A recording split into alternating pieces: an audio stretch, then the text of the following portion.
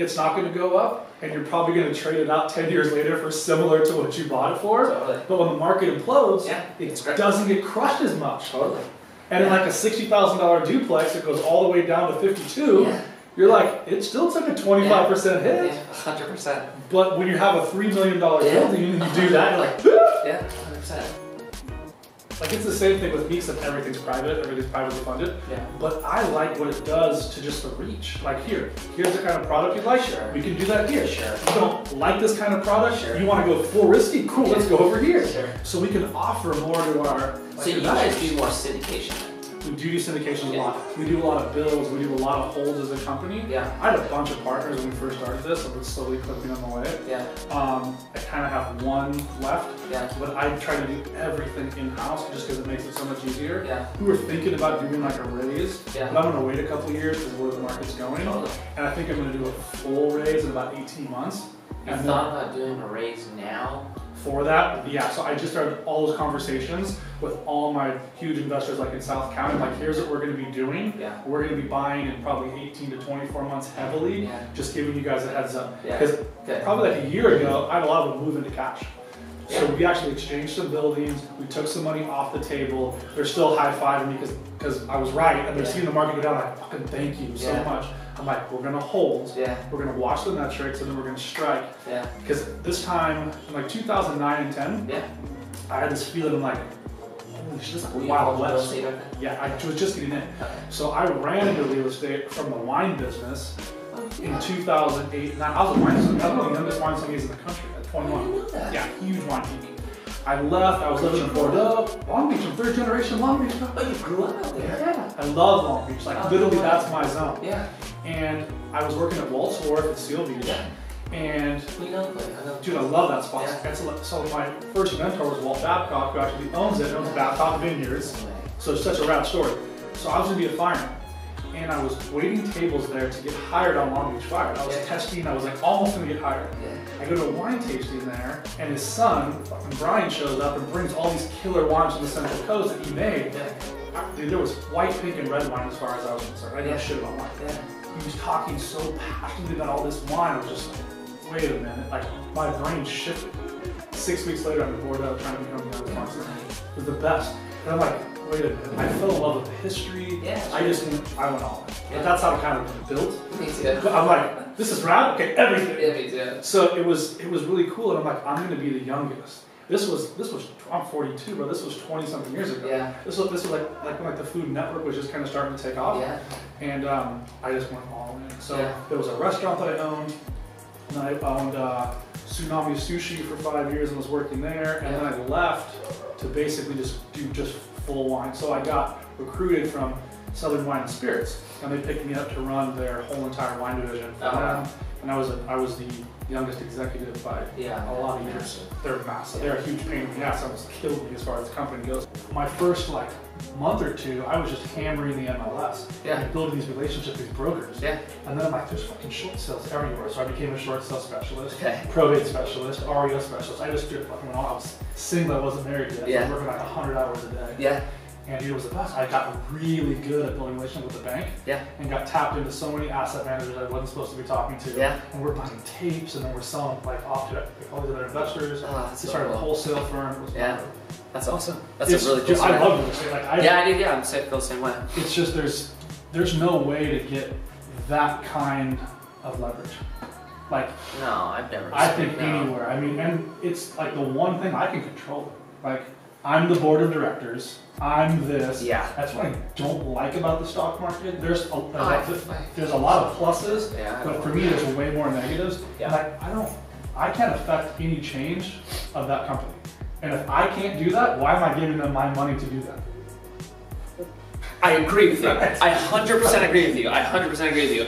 I think when it's a truly passive investment, there's a sense of control that you're always giving up, but when you're on the management side, that's a different conversation, I think, right? For sure. I hate it, and I'll tell you, I don't like stock market. I never have. I've never been that heavy in it. And for the same feeling of lack of control, even though, like when I look back, a lot of the shit I invested into there was no true control, even the real estate I was investing in. For sure. You know, because I wasn't controlling the investment. But I hear you. I totally hear you. I'm with you on that one. Yeah. Yeah. As far as leverage goes, it's I don't think anything beats it. No, and it's this really cool, long, steady journey. Yeah, but you know what? At least what I think, or what I've noticed, you've got to be that kind of long-term personality or being willing to go through. Because I have a lot of people who are like, it's too long for them. Dude. They want this like swing for the fences, and it's a turnoff.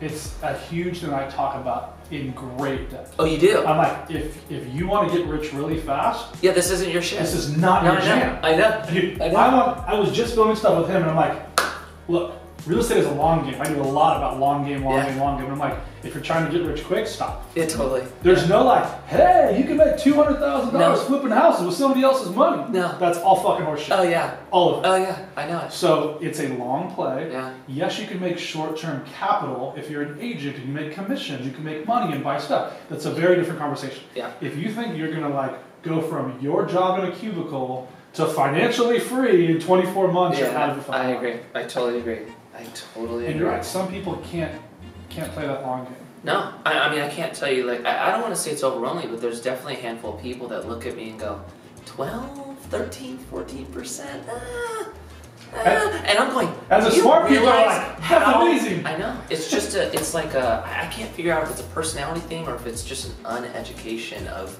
I think it's all of it, man. Yeah. And it's these fears that they've adopted from their parents, or these fears from, because there's all kinds of education that you get. Yeah. But the stuff that's handed to you when you're a kid, I know. it's the hardest to shake. Yeah. You're like, what my mom said. And yeah. like, I mean, it happened to me, like all my investors in the beginning were like, don't buy anything that's less than 2 hours away from where you live because you can't control it. I mean, for like my first 3 years of real estate, it was in my head. Yeah. It was like, I'm like, how come I don't go out of state? Oh, it's because they said don't do that. Yeah. And then I'm like following these billion-dollar funds. I'm like, well, they're doing it. It's like I just follow the smart money. Yep. What's happening, everybody? Today on the podcast, we have a special guest in-house, in studio, in the HQ in Orange County, the one and the only Mikey Taylor. How's it going? Going well, my man. So we have been chopping it up like crazy about real estate since this man walked in the door. We are both ridiculously passionate about real estate, investing, why it's so important to be a dad, a father, a husband, an entrepreneur, an athlete. All this stuff's important. So that's a huge part of this message for this show, is to package all that stuff together and show people how it's possible. So Mikey, walk us through your story for all the people that don't know you, and for the people that do. You're going to get a recap. Okay, so I was a pro skateboarder. That was where it all started for me. And when I came into it, I was about 18, and the skate industry wasn't like it was today. It was small. Right. It wasn't really a career at that time. It was just, for me, like when I get into things, I would be totally consumed by them. But the amount of time I'd be consumed wasn't long, right? I'd be into biking. I'm going to be the best biker in the world. 3 months later, it was something new. Sounds familiar. Right? With skating, it was the first thing that I got into that kind of never faded. It grabbed me, and with a blink of an eye, 20 years later, I was still as obsessed with it at day one, right? That's awesome. So when I started doing it, I was 13, 14, 15, 16. At 16, my mom says, you need to get a job. Like, this skate thing's cool, but, like, you got to get to work, right? And I wasn't ready to let go of that not only fun, but, like, there was so much that skateboarding gave me that I didn't want to say goodbye to it yet, right? So I came up with this whole plan on how I could avoid working. Nice. And to me, that was getting sponsored. And if I could get sponsored, I could get, free shoes, free clothes, free skateboards, and potentially enough leftover product to sell and make some money if I had to eat or whatever, right? That's right, the hustle. So I come home with this whole plan to my mom, and I think it sounded so crazy that she was like, okay, look, if you can go pull that off, so be it. And so I set out to be a sponsored skateboarder, right? And so I, convinced the kid with the camera to come film me. I made like a 2.5-minute video. And at this point, there was no social media. So I looked through the skate magazines, and I looked for all the companies that had ads where their address was included in the ad. And I didn't care what the company was. It was just, who's going to give me free product? Right. So I made 40 VHS tapes and sent them out. I didn't get one call back. So I figured it wasn't good enough, and I had to make another one. So I called the filmer up again. Yo, this one's got to be better. So I made another 40, sent that out, and I ended up getting 3 callbacks, which were my first sponsors. I had a board sponsor, a clothing sponsor, and a shoe sponsor at this point. Nice. That's huge. Yeah, it was great. It was. I mean, dude, I was like king, right? I was like, had everything for free, and like kind of felt like, you know, kind of good about myself. Of course. And so that gave me a year and a half until I was going to graduate. And so when I graduated, it became a real problem of, you know, when I was in school, the message was, if you don't go to college, you're kind of saying goodbye to any type of real money, right? You can't even get in the door is what I was told. Me too. So, and that's how my parents were. They were like, look, this skateboarding thing was cool. Like, that's cool that you like made a little bit of sponsorship, but like, you're going to college. And there was a part of me that like was torn. Right? Like, I was so passionate about this. I was starting to get recognition in it. I had the opportunity to travel, but I also had an idea of what my life was going to look like when I was older. And there was a part of me that just didn't understand and felt like if I choose this path, I'm saying goodbye to that dream. Mm-hmm. Right? So I was like, True. what the hell do I do? Right. So my original plan was, I'll be a pro skateboarder for 2 years, and I'll travel the world. I'll experience kind of this opportunity that most people don't get. And then I'll go back to college. That was like my because idea. It's going to be out of your system at that point, right? Yeah, that's what I was like. I don't know what. I was just like maybe not ready to say goodbye and didn't want to accept it, that like I was really like saying no to this. Sure. But so either way, my parents, which at that age I didn't need their approval, but like I wanted it, right? Yeah, of course. So they're like, okay, cool, you can do this for 2 years. So I go off my first year and like, you know, I'm making $1,000 a month and like life is good, right? Second year, the industry completely explodes. It's when Tony Hawk Pro Skateboarder came out. Now, all of a sudden, skateboarding was a mainstream thing. And I went from making $1,000 a month to now just over $100,000 a year. That's awesome. And it was like such a massive jump that it, you know, that fear of like what's next was always in my system. But I kind of looked at it and went, okay, maybe there's an opportunity here. Maybe I could actually do something, but I'm really going to have to figure out what it means for life after skateboarding, because even if I have a perfect career, that's 10 years. And that's kind of how my journey started, was just didn't want to work, and it parlayed it into being a pro skateboarder. Dude, I love that. And I really want you guys to all hear a huge piece of that message that maybe you skipped by. He went to like Thrasher. He went to these skateboarding magazines. You guys have no clue how easy you have it right now, by the way, with the internet. Yeah. No clue. Yeah. So this was pre-internet. He went to the magazine. He opened it up. He looked at who was actually having paid ads, and if they had an address, he sent them a video. That is entrepreneurial from the cut. That is thinking outside of the box. He didn't take a course on how to hack Thrasher magazine. Like, you have that or you don't, or you need to be around people that have that, so it rubs off on you. Yeah. Just like, I love that. Where are the opportunities? Can I find them? And how do they serve me for what my goal is? And your goal was to not work. Your goal was to skate. We have a lot of mutual friends. Yeah. That was their same jam. Yeah. And I remember when they got their first shoe deal, they got their first board sponsor. It was like, you're the greatest. Like, who cares about pro athletes? Like, my homie's pro skater. And like, and then it exploded, like you said. Yeah. And all of those marketing dollars flooded the industry, which changed it forever. Yep. And it keeps going through these changes, and it's been phenomenal to watch like the life of skating. Yeah. And just the history of it. I'm a huge fan. Yeah. And I just love the way that you give yourself two ways. Like, okay, so I'm going to go here and I'm going to test this and see if it works. But if after 2 years I have another plan, you're going to have these things in life like that. Like right now you're married and you have kids, and like that's a very different plan structure than when you're in your 20s and you're traveling the world and skating. Yeah. So you have to give yourselves permission to really be able to move and go with those opportunities. So you're making $100,000 a year. Yeah. You're like legitimate pro skater. You're all over the place. Yeah. And at what point through that long career, because you've had a very long career, about 15 years. 15 years as a pro is extremely long. Congratulations. Yeah, thank you. So where did you realize all right, there's more. I want to invest in these companies. I don't want to just skate for them. Maybe I want to get a piece, or how do I like launch my own stuff through this industry? Yeah. So for me, and we talked about this earlier, my parents, of course, played a big role on not only who I am, but they instilled certain things in me that made me react or look at decisions in a certain way, right? For me, my mom, which I hate even saying this because she did so good as a parent, but my mom was very fear-based, right? In her decisions, Most in moms the way, are. right? And that wore off of me. And so what I found is whenever something happens to me, the first thing I sense is like this extreme fear of, holy shit, everything's going to fall apart, right? And I was at such a young age where I hadn't realized that yet, but thank God it helped me plan for what my exit out of skateboarding was going to be at an early age, right? I was 19, everything was going good. 20, I was like, holy shit, I'm killing it. But it was like, I felt like I was living on borrowed time, right? Like I had found something that I cared so much about. I loved every single second of my day, but it wasn't sustainable. It was going to end. And so I was always very fearful of like living this incredible life for 10 years and then all of a sudden just pain and torture, right? And I always looked at it as it was kind of a shitty scenario, but to me, the longer you're in our industry, the harder it is to exit out. For sure. Right? And I was scared that like, I make my money doing kickflips and back, you know what I'm saying?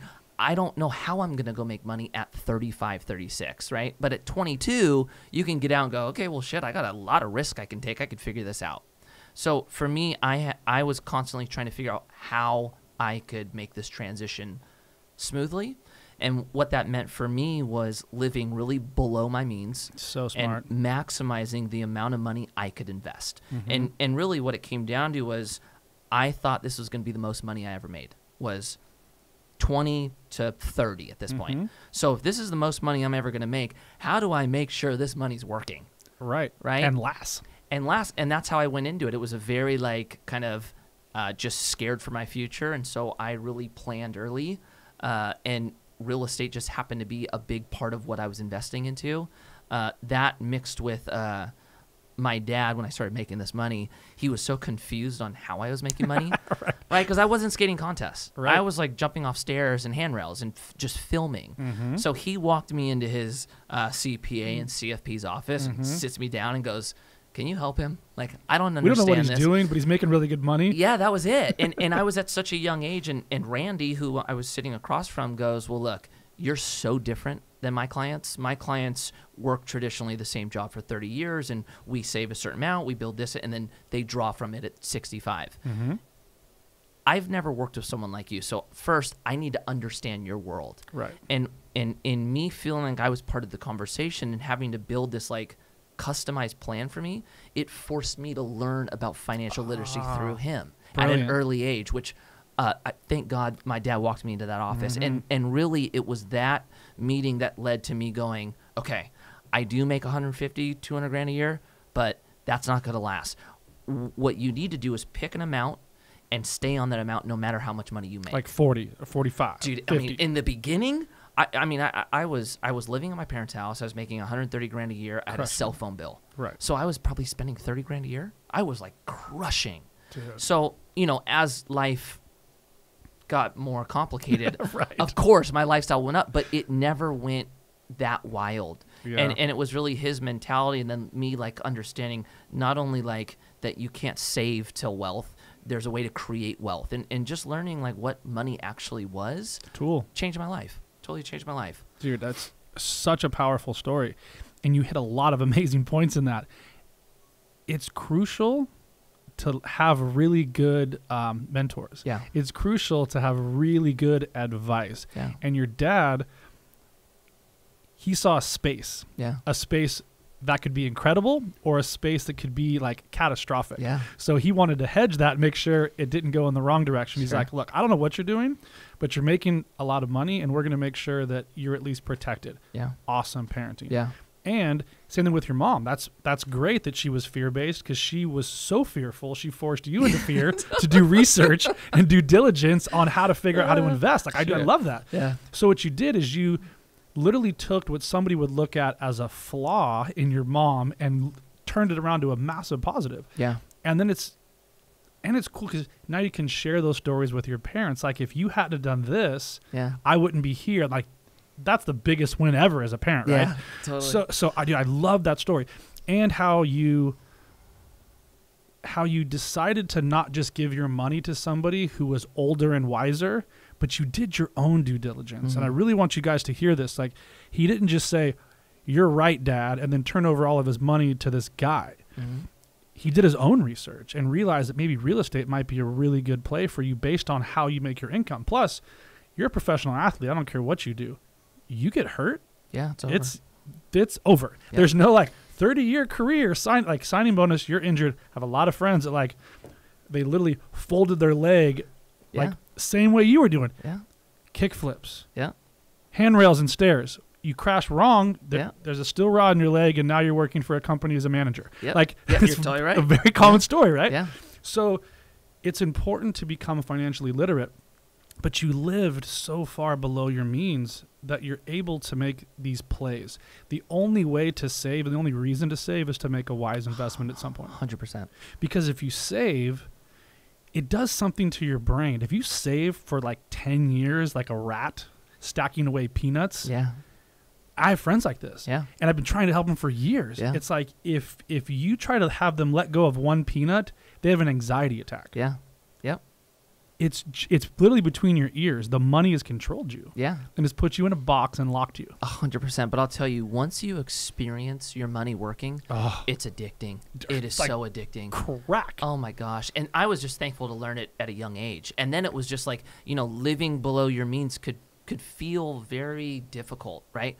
But when you experience what it's actually doing, it's real simple. It's like when people make a health change on their diet, right? So true. And they can't imagine what it feels like to not eat bread or whatever it is. And then all of a sudden they cut it out and they experience how good they feel. Then the desire for all the shit you were eating goes away. Same thing happens with investing. It's so it was just one of those things where it just caught me, and then it's all I could see was how to make money on my money to a flaw almost. Right. Where any decision I made was, well, what's my return going to be? Where I shouldn't have done that, but I've had to learn and grow as I go. But that's a great problem to have, because most people, it's the opposite. Yeah. They're like, I spent all my money. Now how do I invest to protect the little bit I have left? Totally. Right? Yep. Most people that are in your shoes are like, I'm going to be on top of the game forever. And Yeah. as you know, it has a shelf life. Yeah.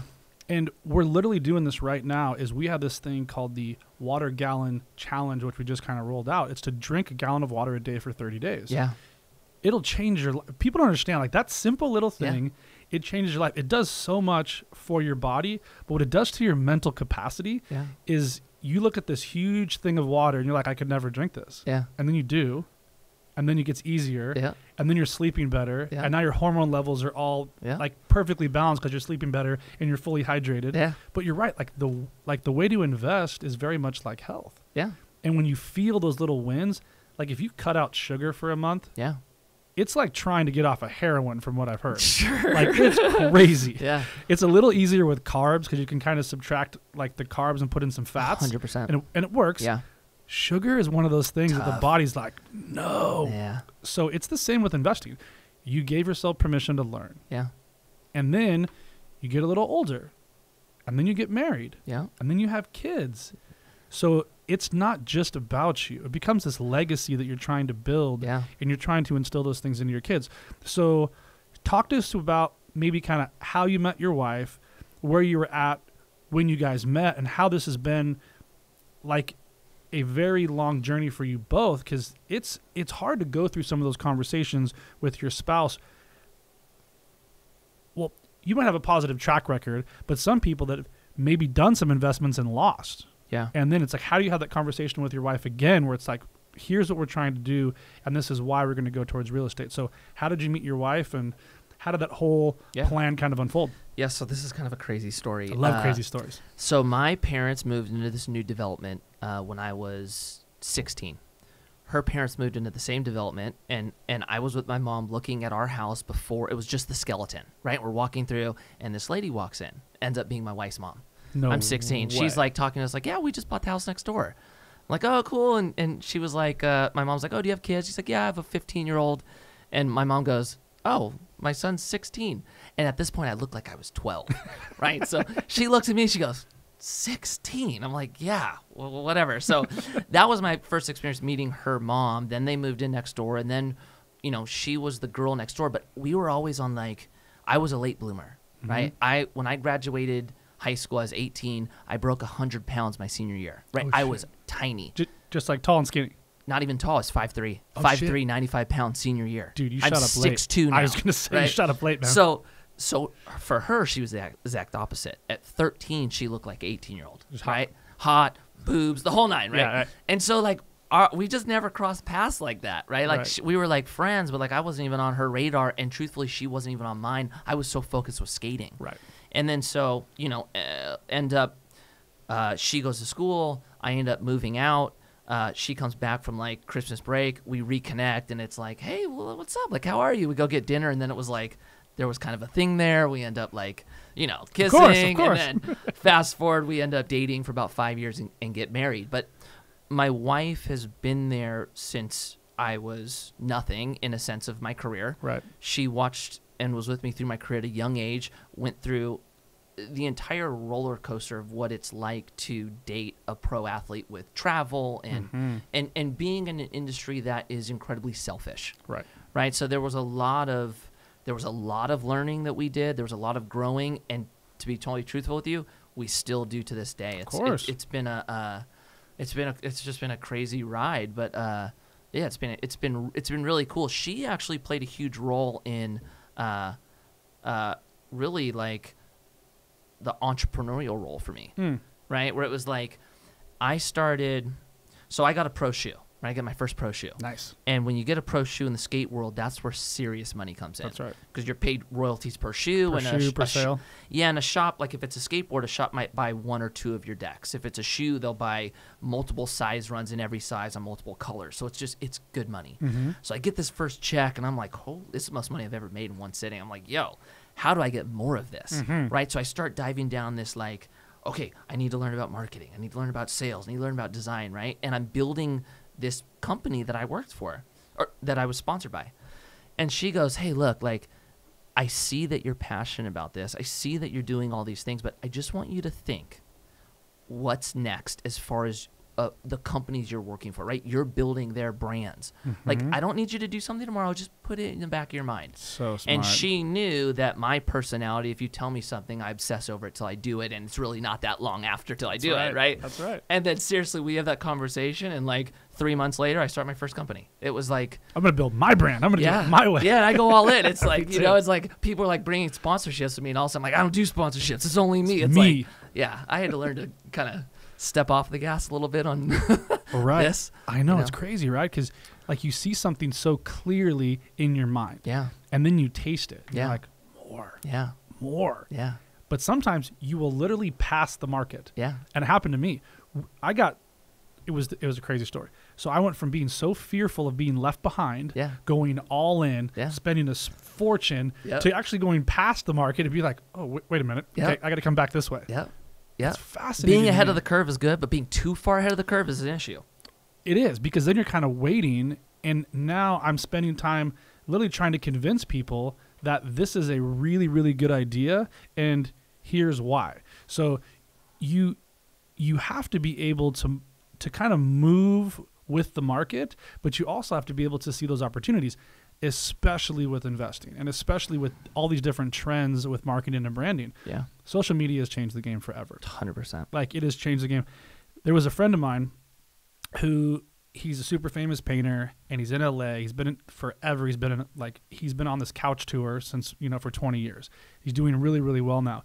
He just painted this piece called The Death of the Celebrity, which was really powerful and really cool. And he used like all these different symbols of social media. Yeah. Because this was, I don't know how many years ago, but the shift started with reality TV. Yeah. That's when it really, like, you saw the people that had zero talent all of a sudden become famous, start making a bunch of money. 100%. You had have a skill. You're a professional skateboarder. There was something there. And then social media comes around, and then it's not that hard to either be a huge businessman or woman and make some money, but you can also actually be a celebrity-ish and get paid money. Yeah. And now there's $1 billion industry for all these influencers. Yeah. There's going to be a shelf life to it, just like anything else. Yeah. But what are your thoughts on that whole entire industry as a whole as far as social media and some of the pros and cons that you see to it from somebody who's younger and maybe somebody who's older? So, well, just to kind of give it some context on what I'm about to say, when social media hit for us as skaters, it was huge in a sense of we weren't looking at it as, okay, we can build a brand and like market to people. It wasn't even that thought out. Our whole job was getting our tricks in front of as many people as possible. And we relied on the companies to do it, right? As much as the company that sponsored me would put an ad out of me or would have a video was as visible as I could be. So they had the control. Same thing that you did with Thrasher Magazine. Same as that. You wanted more eyeballs, and how do you find that faster? Yeah. And when social media hit, for me, it was like, holy shit, I could put out my tricks every day. It wasn't even like, I didn't even have the realization at that time that the power or control was in my hands. Right. It was simply like, I don't have to wait once a month for an ad. I could do this every single day. And then it just became, okay, just build this, build this, build this. And so my main focus of social media in the beginning wasn't to build a personal brand. It wasn't even like, I wasn't even thinking about leveraging it into other things. It was solely get as many eyeballs on what I'm doing as possible, right? Then, you know, this was 2012. It was very early on, especially with Instagram, that it was like main focus. Fast forward to what I'm doing now, and to kind of answer your question, it's been shocking in a sense is all I can explain. Because I come from an industry that is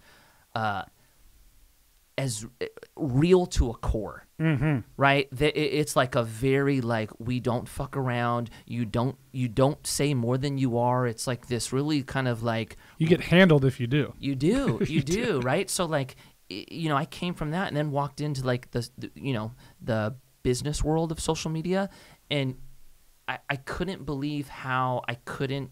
It's like I lost all ability to know what was real. And that was hard for me. It was like I'd connect with people and like, you know, I've learned that they have no idea what they're talking about. Their following is all fake. Their engagement is fake. There's so much of it that's fake that like it took me into this like almost recluse. Like I'm not fucking with anyone. Like I can't tell who's who anymore. Man, that sounds familiar. And so that was one part of it. But I think as a whole, social media can be an incredible vehicle to build for yourself. Agreed. Right? Like, you know, especially me moving out of skateboarding and into what I'm doing now, that transition wouldn't have been as smooth as it was without a following. Agreed. Right? So it's like there's a lot of huge blessings that can come from it. I just think we're in a weird time right now for social media, I think like it's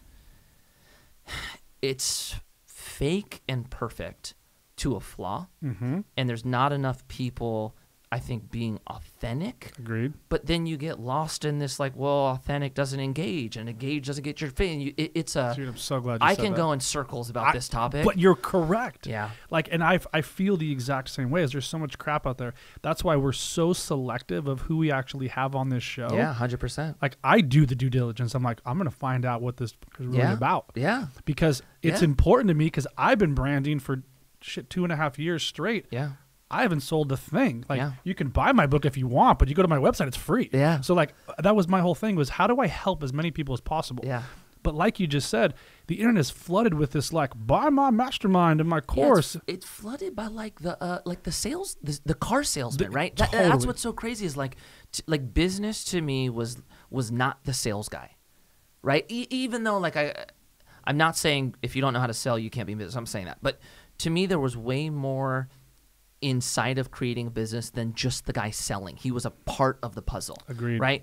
And now it feels like It's reverse. Yeah, where it's like all that now can But be a wait, business. there's more. Yeah, so it's I don't know. I think there's gonna be a change personally. I think there's gonna be a 100%. shift. I think people are getting burnt out on this like super guru, and I think that mixed with the people not being able to trust what's what, I think it's gonna weed out a lot of these like marketers. They and are. I think it's gonna shift towards the guys who are really doing it, and that's what I believe, and that's what I hope is gonna happen. Dude, I literally could not agree with you more, brother. Yeah. have not wanted to put out a course or Yeah. put out an anything for those reasons. Yeah. I'm like, because you don't want to be labeled in it. I'm not swimming in that pond. Yeah. But then I have my friends that are literally like, all right, Andy, I got burned. I didn't want to tell you. I'm like, what are you talking about? Yeah. I bought this course. It was 25 grand on Yeah. how to flip houses. And I've literally had this conversation with like 6 people I know very well. Yeah. And I'm like, I would have done it for free. Yeah. I go, you know what I do for like, yeah, but I don't want to bug you. So you pissed away 25K and got hosed Yeah. because you're going to now wholesale, all year. Come on, man. So Yeah. I have decided to go into this space with like spears and bombs and grenades. Yeah. So I'm going to give away stuff. I've literally spent almost $1 million to learn Yeah. for like $400, Yeah. $500. And I'm going to snuff out Yeah. all these posers and their stupid masterminds that aren't Yeah. doing anything because they go to a seminar to learn about wholesaling from Yeah. somebody who might know. Yep. And then they go and create a course online and start marketing. It kills me. So I can see your face right now. And if you're listening to this and you can't see it on like YouTube, trust me, Mikey's pissed. Yeah. So it's this thing it's passionate about because I'm trying to help people. And then I'm swimming through these shit bags that are full of shit, Yeah. like literally full of shit. And Yeah. they're taking these people's last $5,000 Yeah. or $6,000 or $20,000. And for me, I just can't get my head around that. So I agree with you. And this whole thing with social media feels very much like the early 2000s with like Puffy Yeah. and Mace Yes. and all their watches and the jewelry and these Yeah. videos that were on like MTV and you had these whips. I'm like, It's fake it till you make it right it's now. the same Yeah. as it was then. Yeah. The market implodes. The posers go back to working at B of A. Yeah. And there's no more Ferraris and Lamborghinis full of fake shit. Yeah. It's Dude. coming. The photos of the Lambos and jets, I can't even like. It's just Yeah, It's, and I'm there's- with you, man. There's some people out there. This is the part that kills me. There's people out there that are incredible. Yeah. Like that are actually doing it right and helping people. Yeah. Bedros is one of those guys. He came from a different country. I think they have almost 800 locations. Yeah. And we had the same conversation. Bedros, Andy Frisella. Yeah. There's I don't There's want to say it people- online because Bedros is a great example that you just mentioned. Yeah. Bedros is, when I met Bedros, I was so impressed by him that it was one of those feelings like, thank God you're doing this. I totally You agree. know, because this world that's like not right now needs you. It needs Well, the fitness these world too in Andys. general. I mean, everybody is literally at the gym to take photos. Yeah, yeah. Not to get healthy, No. not to work out, Totally. to become Instagram famous. Yeah, yep. So thank God someone like Bedros can actually put a package around that and create a business for those people. Totally. I agree. And so I completely agree with you. And there's certain people that I've been able to meet that are humble. Yeah. They're brilliantly minded, humble people. Yeah. That's who I stick around. Yeah. Like my first mentor, Walt Babcock, that we were talking about off camera. Yeah. He's the one that planted the first seed about real estate. And you guys, I'm sorry, you guys have heard this story 1,000 times. I'm going to tell it again. I was in the office at Walt's Wharf. I was the wine manager. And he comes in. He was my homie. He was a great, great, great guy. He was writing himself a check for $25,000. And I'm just kind of looking at him like, oh, that must be his take from the restaurant because the restaurant's killing it. You have a 2-hour wait every night. And he goes, no, Andy, this is my rent to myself. I own the building and own the land. I love it. And I go, whoa. I mean, this Yeah. is like Main Street, Seal Beach. And he goes, Andy, always buy the dirt. Yeah. And I was, 20 years old at the time. It got locked into my brain Yeah. forever. Yep.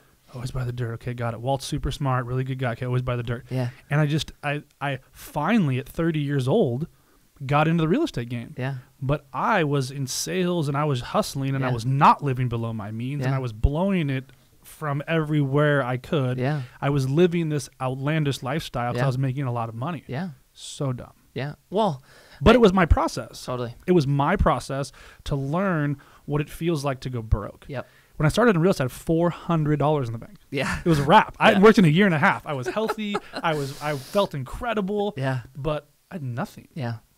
I'm okay with that story because Yeah. it's Well, literally it's it's given me everything I have. Yep. And it gave me the ability to refocus and reshift. Yeah.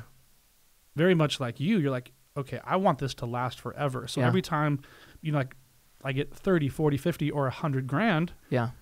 I don't just put it in the bank. I Yeah. put it into an asset. Yep. I go buy a building. Yeah. And it can be in Cleveland. 100%. And I spend 20 grand and I buy an 8-unit building. Yeah. And it's going to kick me off $1,000, $2,000 a month for the rest of my family's existence. Yeah. Yeah. And I will say this just because I think it's a great point you brought up.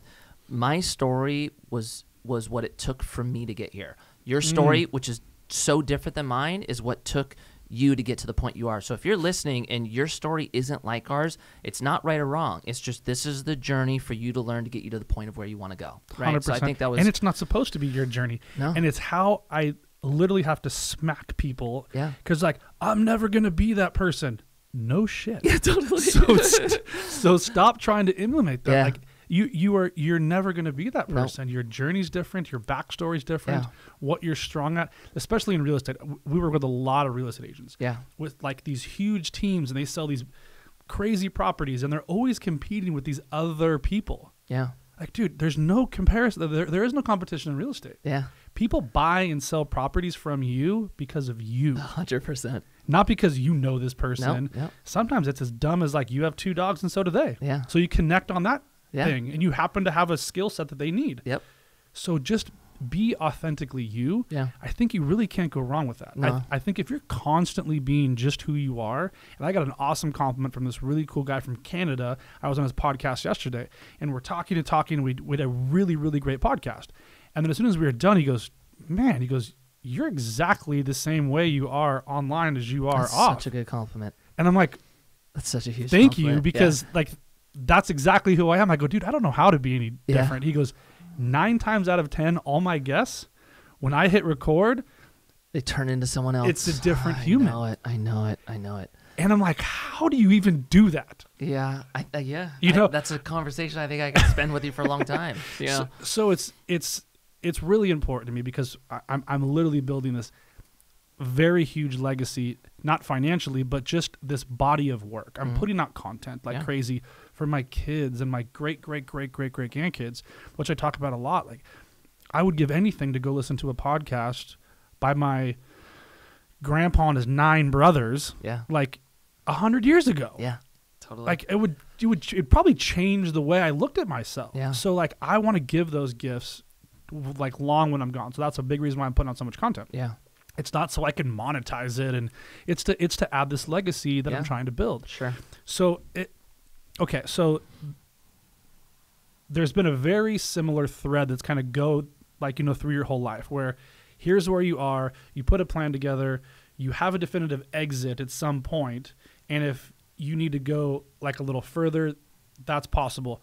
Where did you really cut your teeth with real estate, and how did that kind of change the way you look at the world and how you look at like the world of business? Yeah. So I was, it all goes back to the fear in me. I was always trying to figure out what to do after skateboarding. I was always trying to put myself in a financially sound place. And I always felt like, if my money's right, no one could hurt me. That was my mentality, right? Smart. So what happened was I end up hurting my leg.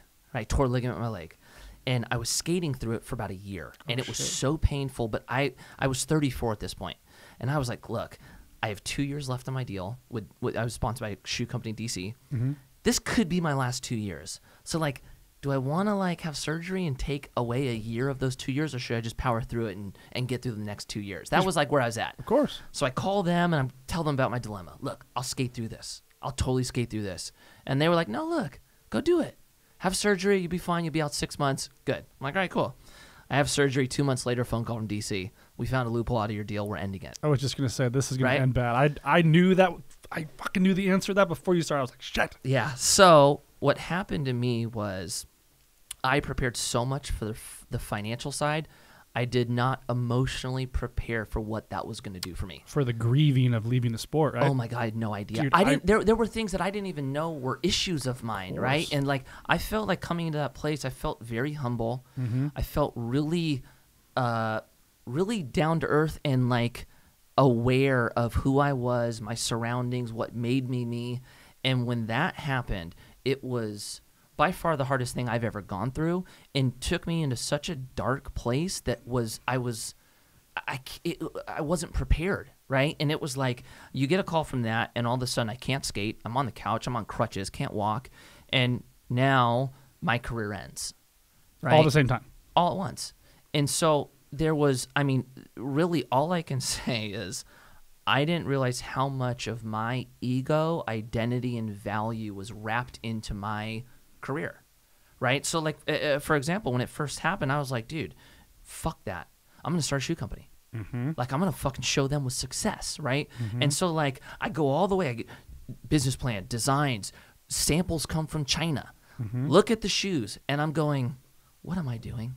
I'm going against DC. What's up, son? Right? It was like, it wasn't even that, man. It was almost like, this isn't me. Right. Like, this isn't me. I'm not this type of person. What is the problem? Right? And really what I had to do is like really go down and go, mirror. yeah, I really did. And there was a lot of, I was judging my value and the way I felt about myself based on the fame and success and everything I had accumulated in skateboarding. And so when that went away, it was almost like I felt zero. And I was throwing these ideas of what I was going to do next, shoe company, coffee company, it was like all these ideas.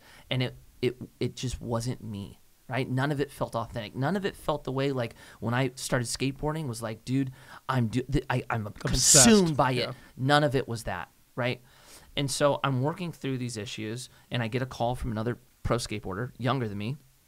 And he was like, dude, are you okay? Like, because your homies are worried about what you. is your deal? Yeah. You know, and I kind of tell him, like, look, dude, this is tough. Like, I wasn't prepared for this. I don't know who I am. I don't know what I'm supposed to do. Like, I was so different than 6 months before, right? Oh.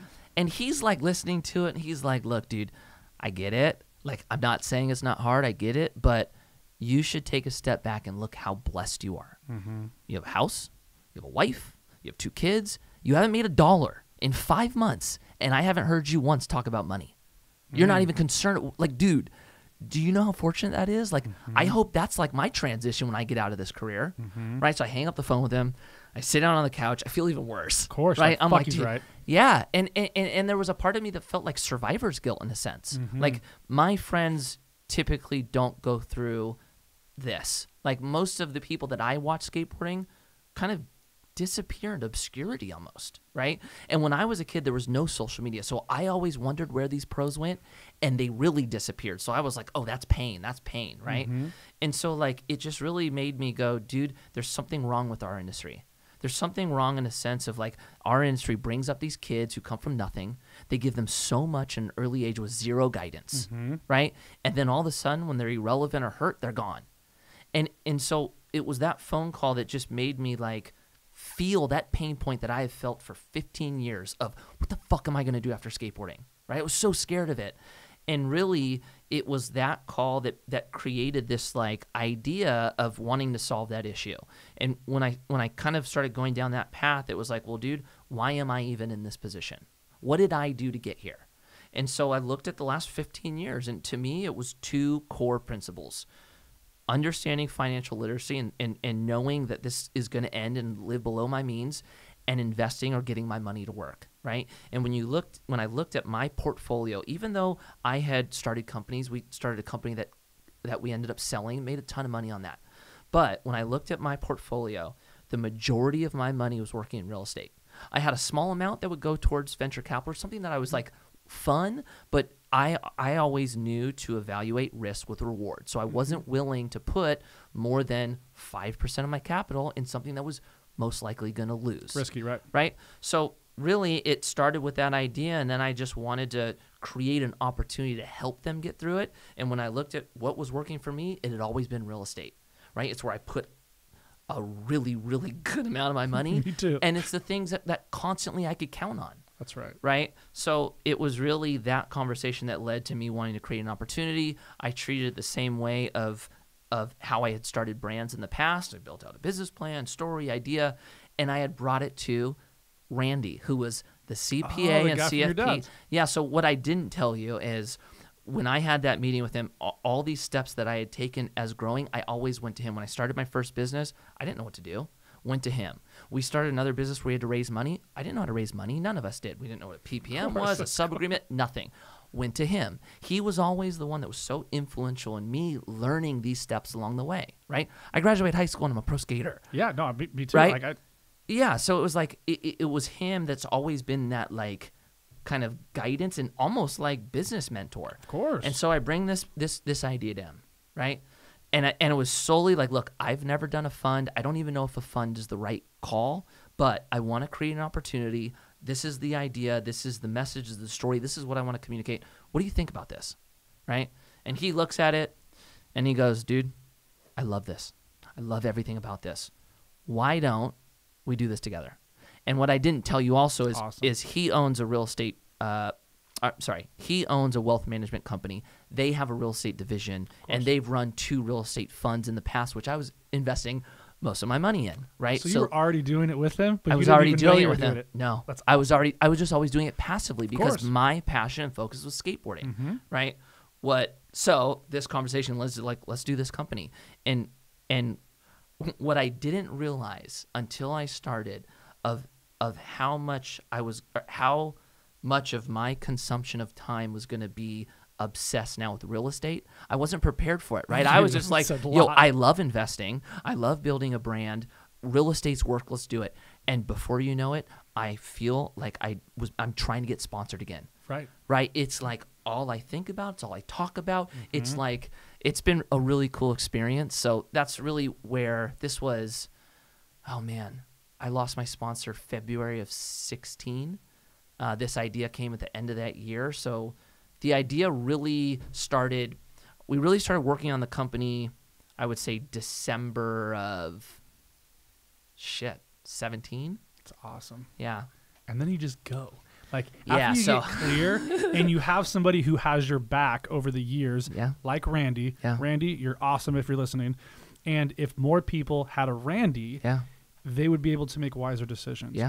Having a CPA, having somebody who's an attorney that you can go to and count on are so important. I have a team of these savages now, but I've always invested in their minds.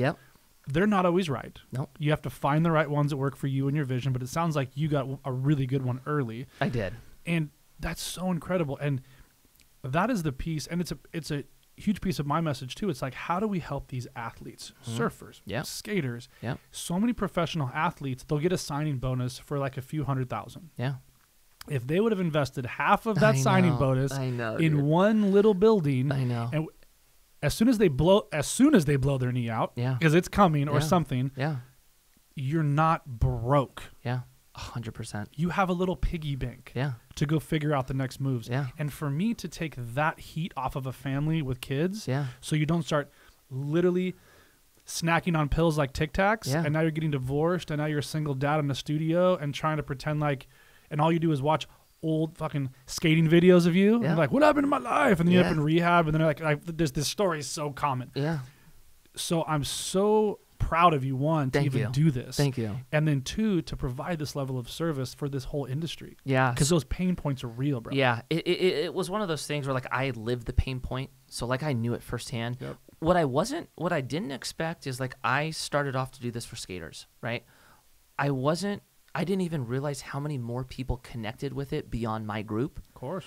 And that's been kind of eye-opening and really like cool at the same time. We're like, it started off, we had 10 pro skateboarders, investors, and then now I think we have like about 41. And dude, it's an eclectic group now. We have CFOs, we have lawyers. It's been pretty cool to see how many people want to throw in. People want to be with winners. It's as black and white as it gets. If you're winning and you're doing well, people want to be with you. And you've been doing the right thing by your investors over and over again. And that's it. Like, I would throw in money with you guys. I like deals. I like investing. I like investing in different things that have to do with real estate. Me too. And I own a bunch of different businesses, and we own a bar and speech pathology clinics. Like, I like having like a diverse way of having the money come in. Me too. But I also just like to invest with people I like. Me too. You know what I mean? Same way. I absolutely know what you mean there. I think that's a big key part of investing that people miss on. 100%. And you have to vet the operator. So maybe talk to that point a little bit, because I talk about it a lot. I just want to get your perspective. So many people, especially with the super gurus out there of the internet, you really need to be careful of who you're parking 50 or 100 or $1 million with of your hard-earned money. You have to vet the operator of these particular deals. So to take it a step further, you need to know what you're even supposed to vet them on. Correct. Right? Good point. So and I can't say I always did that. There was a lot of times where I did invest blindly. But as I grew up, I realized that I can't vet if I don't know what I'm talking about. So a lot of it was me learning, right? So if you want to start investing in real estate, even if it's passively and it's just putting your money in, at least start learning what you should be looking for, right? And that's kind of the beauty of the internet, even though it's a catch-22, but there's free information out there. There is. And there's a ton of it. So this is a language you have to learn. It 100% is. So yes, I think like I'm really big on, I won't invest in something where I haven't met the person. I have to like fully believe and feel that person is going to create the vision that they just communicated to me. Two, that we're both, I'm a really big believer of like-minded people or of the same value, right? I don't want to work with somebody that we're not on the same page with. So it's like, I look for that, but also every deal is going to look good that they bring to you. That's what you need to expect. They're going to promise the numbers, of course. Exactly. So you just need to know what to look for and how to dial that back. So yeah, got so due diligence on the operators. It's so massive. And just know everyone's going to tell you this is going to be the best investment they've ever shown you, and every number is going to look good. And all of a sudden you have exit caps of like a 3.5. You're like, you should know that that isn't reality. Know where the bar is. And really know the climate of the market. Yeah, 100%. Know if the market's going up. Know if the market's going down. Yep. Know if the market's flat, and get multiple opinions. Yep, 100%. And then listen to your gut. Yes. Whatever that thing says inside of you, that person's a shitbag. That person's amazing. Listen to those. 100%. And I'll tell you, every time I haven't listened to it, every time greed's got in the way of my gut, I suffered and I lost. You get the lesson. Yep, exactly. You get the lesson. You get to read. Okay, so this has been incredible. We've talked about a ton. We're going to move into the last section of the podcast, which is let's talk about the importance of being a really good dad. Let's talk about the importance of what that looks like for you and how it's not just about the commas and zeros in the bank, and it's about being a good husband, being a good dad, and why that's important. And even using social media to maybe help people with that. Look, good dad's real. Yeah. Being a good dad is awesome and not that hard. Just you have to put focus on it. Yep. So, for me, I think that is my really main purpose, right? I have these 2 kids, and it's mine and my wife's job to raise successful, not just in money, successful, independent, strong, loving women, right? And so I can't do that if I'm solely focused on everything but them. That's right. Right? The hard thing for me, and to be totally truthful with you, is I am a very consumed, obsessive personality. Me too. Right? So I know that about myself. And it is hard for me to balance that at times, right? Where I'll be there with my wife, I'll be there with my kids, and my mind is thinking about business, right? That is easy and natural for me. So I'm always having to combat that because I don't want to be successful in business and terrible at what truly matters. Of course. Right? It's a huge piece that I think a lot of people miss, but you're very mindful of it. Yeah. And your girls, just like my boys, are going to learn how to treat women or how to accept from my actions. Yeah. Not what I say. Yeah. Not the podcast they listen to. That's so valuable. But by me being the example. So, dude, that is so valuable. If anyone's listening, really, really take a second to hear what you're saying. For me, that was a big learning lesson because I was saying it and I wasn't doing it. Right? And all they pick up on is your what action. they see. That's all they pick up on. That's so right. I'm telling them things as I'm sitting on my phone doing this, right? Totally. And it was thank God my wife is we spend a lot of time working on our relationship and how we communicate to each other. Smart. So do we, believe me. Yeah, and it's work. I'll tell you right now, our marriage is as strong as it's ever been and as challenging as it's ever been. We put in a lot of time working on it. Yep. And thank God for her. She's my check, right? She's the one who goes, Mike, are you kidding me? Pay attention to them. And it's and I think what I'm trying to say is the more that I learn about myself, learn about my insecurities, learning about not only issues but strengths, the more I know about myself, the better person, the better dad, the better husband I can be. And so that's been just a massive thing for myself, is just recognizing that I'm this, recognizing that I'm easily consumed, recognizing that these are my flaws, and being able to put effort towards changing them. Dude, I just got goosebumps. Right. It's 100%. Yeah. You can't change shit No. until you acknowledge it. 100%. Like you just can't. No. And it's hard as men sometimes because we are full, you know, of like certain things and like you know, certain egos. Yeah. Is what do I do? Well, you would just address it. Yeah. You just literally say, here are my shortcomings. Yeah. And it's usually your family or your spouse or someone to point them out. Yeah. But until you're willing to actually work on them, Yeah. they're going to repeat. Yeah. And for me, like I didn't want, I don't know how many generations of dads in my family to continue with that process. Yeah. So I'm not close to my dad at all. And I wanted to be the exact opposite for my Yeah. kids. So that's what I did. Yeah. And God, I'm so proud of you for at least Thank you. like being able to say, here are my shortcomings. Yeah. I'm going to address them because I love my kids. Yeah. That little thing is so hard for people. Yeah. Because they don't want to like say they were wrong. Yeah. Or they don't want to look at their insecurities. Yeah. The first thing I did about 12 years ago when I was literally so unhappy in such a dark place. I was very depressed. I was on the Yeah. couch for the first time in my life. I was the happiest person on earth. Yeah. And there was this commercial that came on like, what does depression look like? What? And it was this dude on the couch. I'm like, holy shit, that's me. How did that happen? And I'm drinking like a fish just to get through the day. Yeah. And I'm like, how did this happen? So I had to dump out my backpack of insecurities and look at the stuff that was holding me back, Yeah. that was going to keep me stuck. Yeah. And I had to work through it. Yeah. They say that's the thing, man. I think like, I don't think enough people realize that like naturally we're drawn towards comfort. Of course. Right. And doing something like that is not easy. Right. Like, dude, me working through these issues, me having to like look at like insecurities in myself, dude, it was painful. It wasn't easy. It was awful. Of course. Right. But what it's done for me now, it's so similar to investing, dude. It's It crazy. is. And it gives you perspective. Exactly. I invested in myself and went through the pain and work to become happier down the line. Right? You offset this money for appreciation, a higher return down the road. It's just like Same thing with dad. Same thing with being a husband. Everything. It's just like acknowledgement and putting in the work to change. You know? There's no secret pill. No.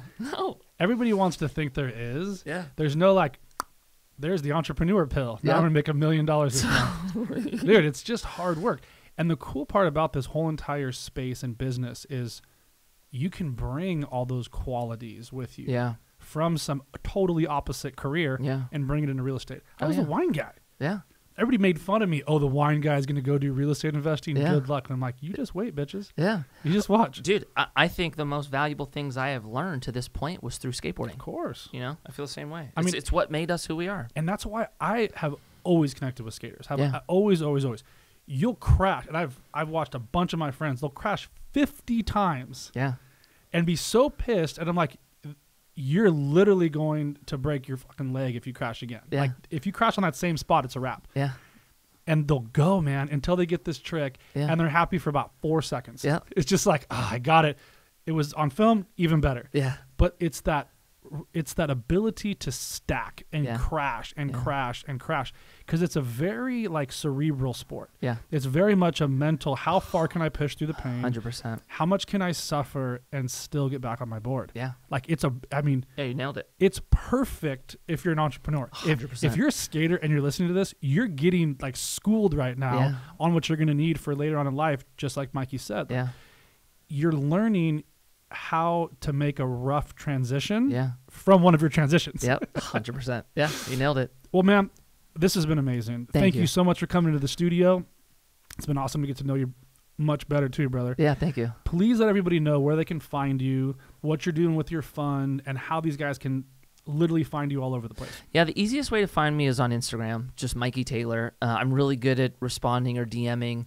If you DM, just give me a few days to get back to you, but I'll get back to you. Right. For everything we do with real estate, it's www.communecapital.com.